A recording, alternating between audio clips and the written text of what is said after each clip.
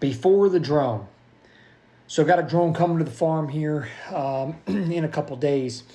And what I wanted to do is put together a baseline of various things, habitat indicators, field observations, and then, of course, I did a trail camera survey over the last several days. So if you followed me at all or listened to anything that we've put out, I talk a lot about exclusion fences, be it on food plots or in timber.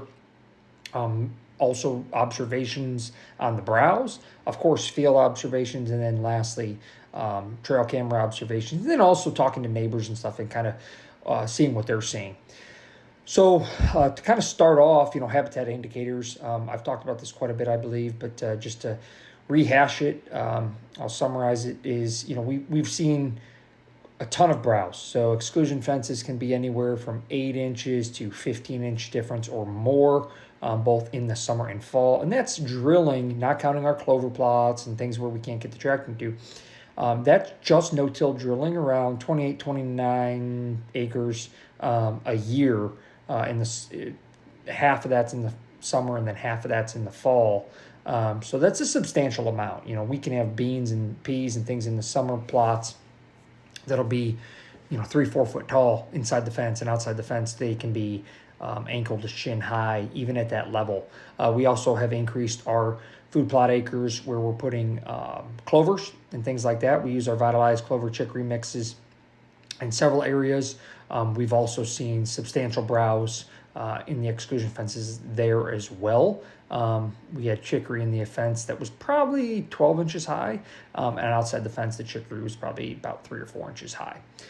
So that's some of the habitat indicators. We also do a ton of TSI, and we go back and then we physically observe, stump sprouts, browse pressure, etc. And all of them are, we did in one area about 26 acres of TSI. 6 of that was a mid-story removal, so very heavy cutting. Everything from beech, so a species that typically isn't browsed, to soft maples and things were browsed all the way down to the stump and or kept right at like 3 foot level, so continuously browsed, despite having a good acorn crop and tons of food plots, and obviously a substantial amount of edge feathering as well as some big TSI projects. So then lastly, what I wanted to do before I got the drone to come is I kind of wanted to get a baseline just using trail cameras. So we are in Ohio, we can bait. I did put out some bait and had some trail cameras on various situations. Some are just on fields, some are just on feeder locations, and then some are on trails and things like that. And what I would do over the last, I believe it's 15 days, I monitored from 4 p.m. to 6 p.m. the number of does and deer in general, but typically number of does is what I was counting, that were 100% different. So if 2 cameras are 100 yards apart and I saw 3 does and then 15 minutes later saw them on another camera, I didn't count that as 6. I just wanted to be conservative. I counted it as 3. Unless, of course, I knew within a minute they both went off and they were different deer, then I could establish that baseline or make note that those are certainly different deer. And I did that for 15 nights straight. And obviously, it is the 9th of January. We've had quite a interesting weather pattern over the last 15 days. I'm sure most of the Midwest has seen. I think today it's like 60 degrees, which I think is good because we had some really cold temperatures and snow, and then we actually had a warm up. So it gave us a good picture of what deer movement would look like on sometimes slower hunting nights, which again, that 4 to 6 window, which created more nighttime movement all the way through real big cold fronts that we had with some snowfall, where we had really heavy deer movement, at that 4 o'clock hour until dark.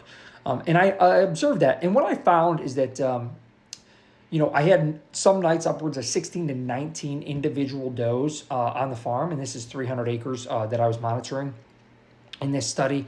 Other nights we had lower. So, I think the lowest we had was around 8, 6 to 9, I think is what we put in there, but I believe it was a count of around 8. And then, the typical average, I think it came out to like 14.2. So I'm going to then report back, guys. This is kind of part 1. We'll get the drone coming out in a couple days, and I will continue this survey on up until the drone flies, and then I'll report back with what those findings are. I believe it's going to be pretty interesting. I think it could be 1.5 times the number of deer that I'm seeing that are actually on the landscape.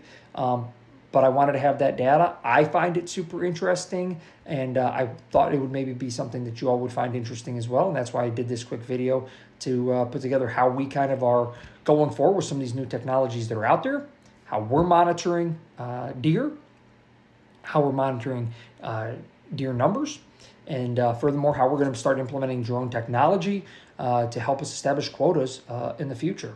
So we're looking forward to habitat season. I really appreciate y'all following along. Check us out at vitalizeseed.com.